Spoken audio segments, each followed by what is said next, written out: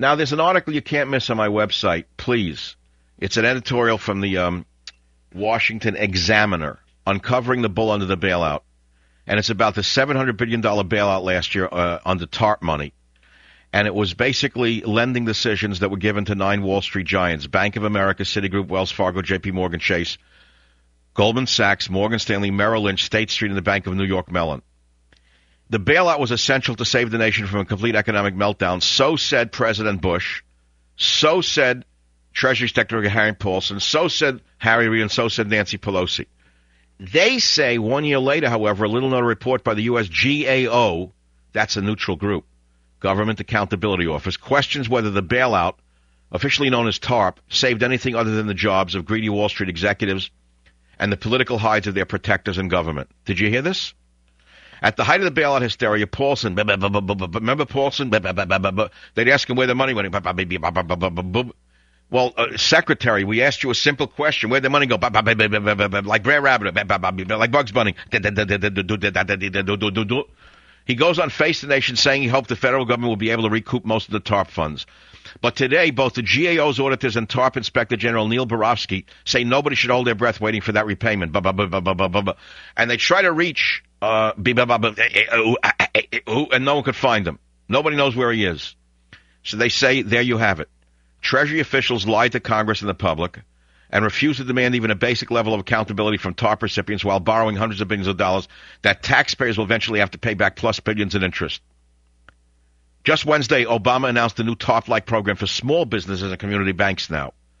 They conclude by saying the madness in Washington won't stop until people completely clean house at both ends of Pennsylvania Avenue. Good luck, Charlie. Good luck, Charlie. You're going to clean house? You have come on, you think it's a... Look, in some ways, there's nothing new under the sun. In other ways, it's by degree. Let's put it to you that way. The way I see, I'm a cynic. I've been cynical since I'm about 8, 9 years old because I had a cynical upbringing. My father was an immigrant, hardworking. He didn't trust politicians. He didn't trust authority. Unfortunately, that was passed on to me at age 8. And so, therefore, I've never really believed in politicians. And unfortunately, the reality has come to prove me right. And my father may rest in peace. I have a picture of him I keep. Dad, thank you very much. He's been gone since 1970.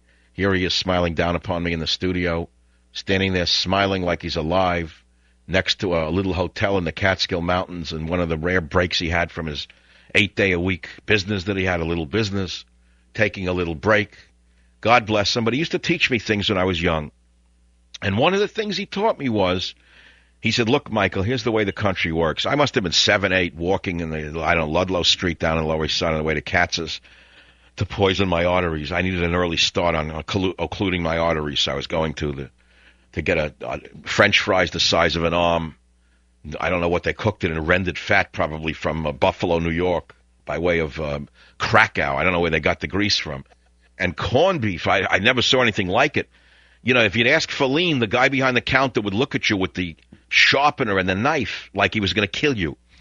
If you'd say, I want it lean, they'd look at you like, hey, you were insane, because who wants meat that's lean? What, are you crazy? What, are you some kind of sissy? You don't eat fat? What's wrong with you? Aren't you a real man? You don't eat pure fat sandwiches? That's the way we did it in the old country when we lived to the age of, 30. Lived to the age of Alexander the Great, 30. So we'd go down there, and he would, I said, how does the system work, Dad? He said, basically, it's 2 bands of thieves, Republicans and Democrats. And he said, but it's actually a genius system, because what happens is, if the Democrats are in power, the other band of thieves that were out of power criticize them mercilessly while they're out of power. And they point out the thievery and the excesses and the crookedness of the other party that's in power. Then after a number of years, the schmuck public gets fed up with the party in power. Well, we're going to throw those bums out. Look at them Republicans, those crooks. Let's put that Obama in.